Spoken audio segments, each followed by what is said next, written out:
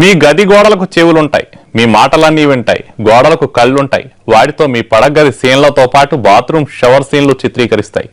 ఆ వీడియోలు మిమ్మల్ని ఇబ్బందులు పడేయచ్చు, నెట్లోనూ ప్రత్యక్షం కావచ్చు, ఫేస్బుక్ ట్విట్టర్లలోకి అప్లోడ్ అవ్వచ్చు. కొందరు వ్యక్తులు మీకు ఫోన్లు చేసి బెదిరింపులకు దిగవచ్చు. ఇలాంటి పరిస్థితి ఎదురైతే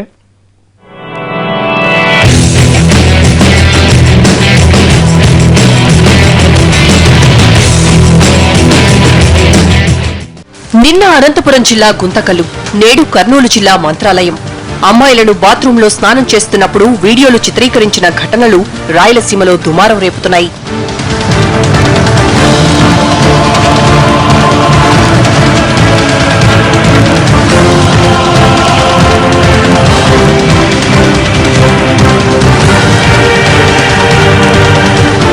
కర్నూలు జిల్లా మంత్రాలయ రాఘవేంద్ర స్వామి దర్శనార్థం నిత్యం వేలాది మంది భక్తులు తరలివస్తారు.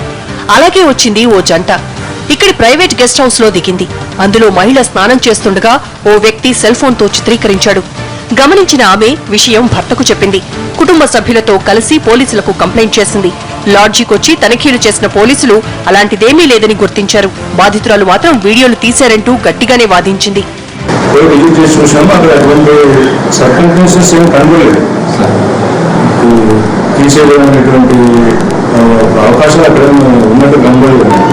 మూడు రోజుల క్రిందట అనంతపురం జిల్లా గుంతకల్లులోనూ ఇదే జరిగింది.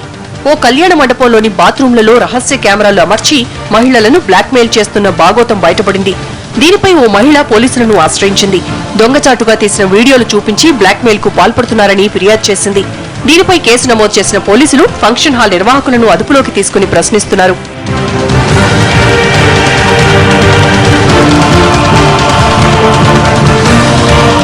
ఈ రెండు ఉదంతాలే కాదు, ఈ మధ్య కాలంలో ఇలాంటి ఘటనలు సర్వసాధారణమైపోయాయి. మనకు తెలియకుండా స్పై కెమెరాలో రికార్డ్ చేసి బ్లాక్మెయిల్ చేస్తూ సొమ్ము చేసుకునే కేటుగాళ్లు పెరిగిపోతున్నారు. హోటల్ రూమ్స్, షాపింగ్ మాల్స్ లోని ట్రయల్ రూమ్స్ లోనూ ఈ బుల్లి కెమెరాలు మహిళల పరువు తీస్తున్నాయి. వీటి బారిన పడి కొందరు యువతులు ఆత్మహత్య చేసుకోగా మరికొందరు పరువు భయంతో బయటికి చెప్పుకోలేక నరకం అనుభవిస్తున్నారు. సామాన్యులే కాదు, సెలబ్రిటీలు ఈ బుల్లి కెమెరా బాధితులే.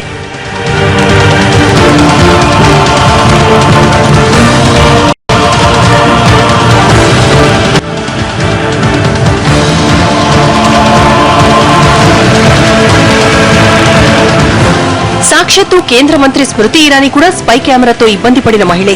కానీ ఆమె చాకచక్యంగా సీక్రెట్ కెమెరా నుంచి తప్పించుకున్నారు. కేటుగాళ్ల ఆట కట్టించారు.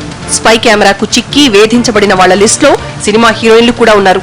అందుకే హోటళ్లు, మాల్స్, గెస్ట్ హౌస్లు, లాడ్జీలో ఉండాల్సొచ్చినప్పుడు అప్రమత్తంగా ఉండటం ముఖ్యం. కంత్రీల వలలో చిక్కుకోకుండా చూసుకోవడం మీ బాధ్యతే.